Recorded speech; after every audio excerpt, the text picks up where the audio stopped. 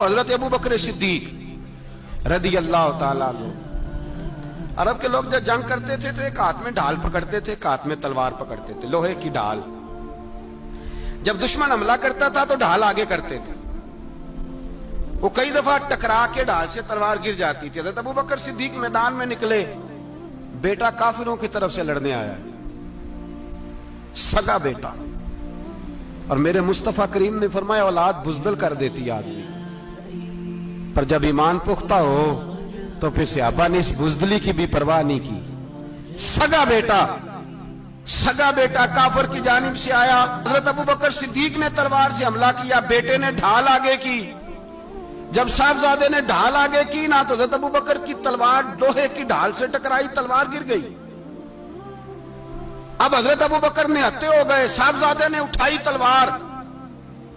कहता जब मैं मारने लगा तो ख्याल आया घर तो मेरा उजड़ेगा ना, बाप तो मेरा ही है ना। साहबजादे कहते हैं मैं अबू बकर सिद्दीक को छोड़ के चला गया। बाद में मुसलमान हो गए, कलमा पढ़ लिया। एक दिन घर में बैठे थे तो बात शुरू हो गई।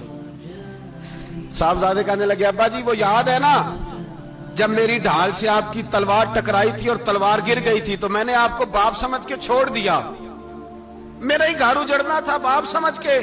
जनाब सिद्दीक अकबर रदी अल्लाह ताला अन्हु साहिब इब्ने शाम ने लिखा है कि अपनी सुरीन पर 2 दफा हाथ मारा, 2 दफा। कहने लगे बेटे तू उस वक्त काफिर था, तूने मुझे छोड़ दिया।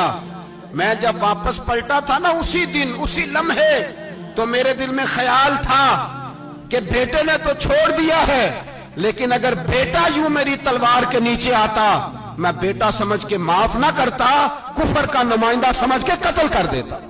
इसलिए कि मेरी नजर में अगर कोई अहमियत है तो रसूलुल्लाह के फरमान की अहमियत है। बाप बेटे औलाद की कोई अहमियत है? अशिद्दाउ अलल कुफार, काफिर से नफरत ही नहीं होती।